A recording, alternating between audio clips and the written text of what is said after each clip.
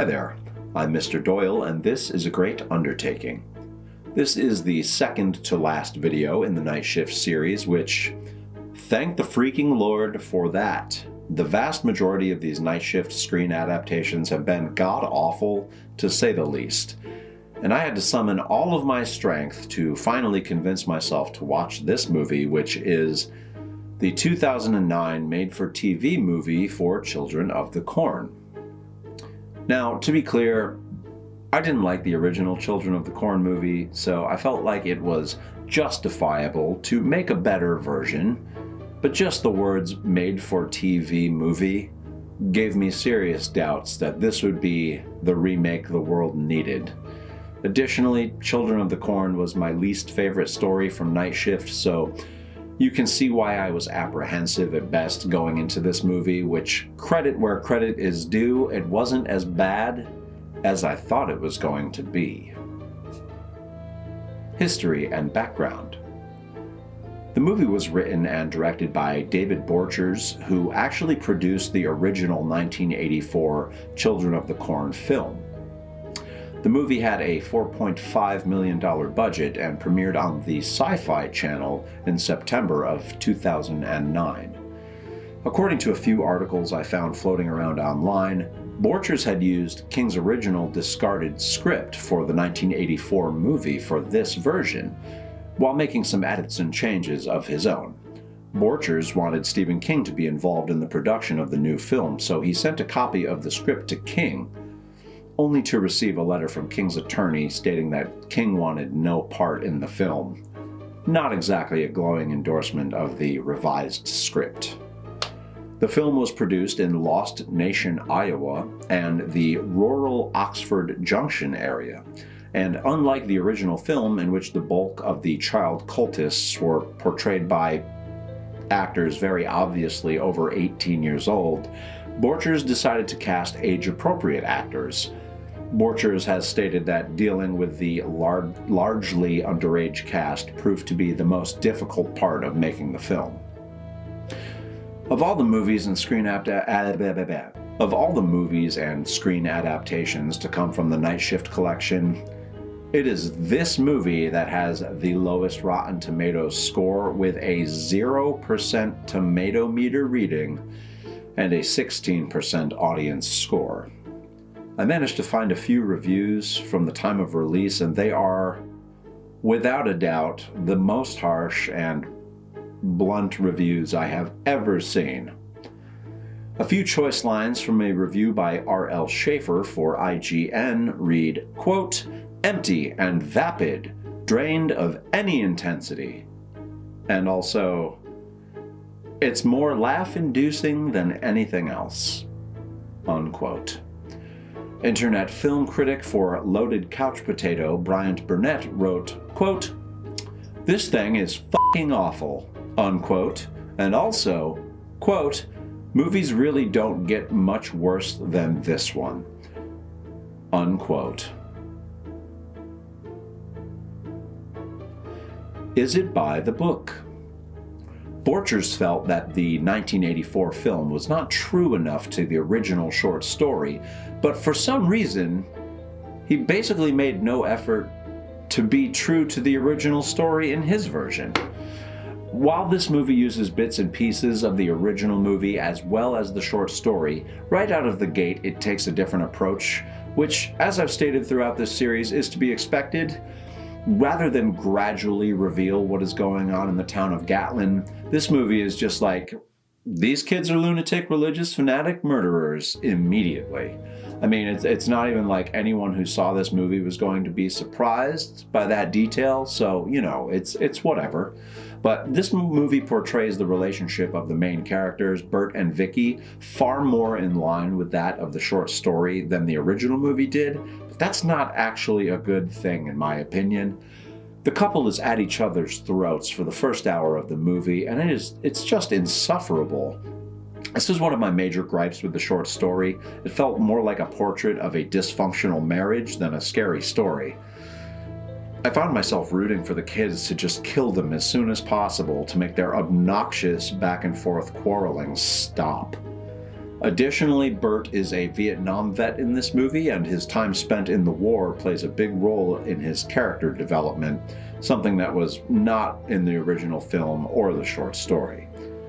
After the couple arrives in Gatlin, any trace of the original story and movie are gone. This movie goes its own way, and while I applaud the effort, it begs the question, what the f*** happened to being true to the original story? Oh yeah, and this movie has a scene where there's some teenagers screwing on the altar of a church in front of all the other kids after it's announced that it's conception time or something like that. And I'm talking like full frontal male, bare breasts, like, which is completely shocking for a made-for-TV movie. Like, I'm no prude, I just was not expecting that. And the way they shot it, you can tell that the little kids weren't actually there while the sexing was going on, but it was still pretty freaking awkward to watch, as like there's just this group of little kids like cheering and spazzing out and like rooting them on as they're boning on the church altar. Super weird scene. Like, I'm not made uncomfortable easily, but I was like, oh boy, I really want this to stop now, please. Anyway, the ending is actually much closer to the short story than the original film was, which for me was the only good part of this movie, which was of course a little late in the game to be considered a redeeming quality. Soundtrack and score. I don't remember the music from this movie at all. I should probably have gone back and listened more closely, but that would mean having to watch this movie again, which is something I will not do. Oh well, I assume that if it made zero impression on me, it was likely generic, uninspired, and inconsequential like the vast majority of these night shift scores have been. Cast and acting. Oh boy. Candice McClure of Battlestar Galactica and the 2002 Carrie remake plays Vicky, and she is not a bad actress. I think she played this part well. The only problem being that her character was so insufferable, so detestable, and so adversarial that it was just unbearable. Her constant berating and condescending behavior just makes her completely unlikable. Just the worst kind of person.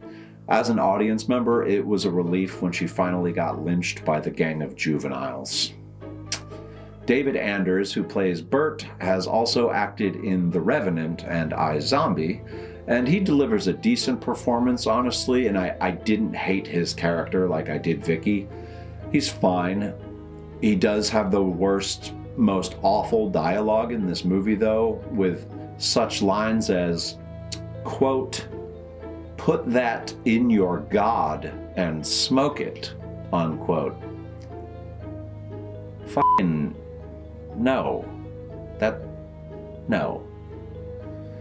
Every child or teen actor in this movie is horrendous. I don't care if they are kids. They all sucked, and I hope that all of their acting careers ended with this movie. Special effects. Okay, so there were a few scenes where the camera would zoom in tight on an inanimate object and there would be this jarring sound effect to accompany it, but it was like random, pointless shit. It's like empty glass bottles, pa-cow! Cash register, pa-cow! Traffic light, pa-cow! Why? Just... ugh. There's a scene where Malachi drops a match in some gasoline and blows up a car, and they did the whole walk away and don't look back at the explosion, too cool for school thing, which, I mean, stop it. It's like action hero movie shit. That's not what this is. The makeup and gore effects weren't terrible. They were better than terrible. I'm not saying they were good. They just weren't the worst.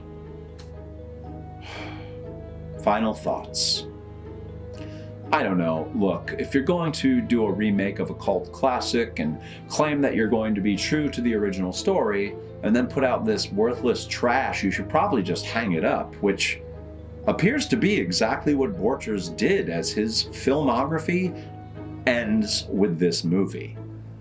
Except there is a producer credit for Children of the Corn 2020 on his Wikipedia page.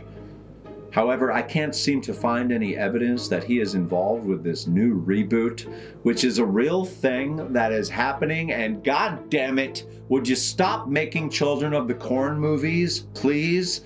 There are like half a dozen other Children of the Corn movies that I will not be talking about in this series because fuck that. None of them are good. Not one of them. Why do people keep making these movies?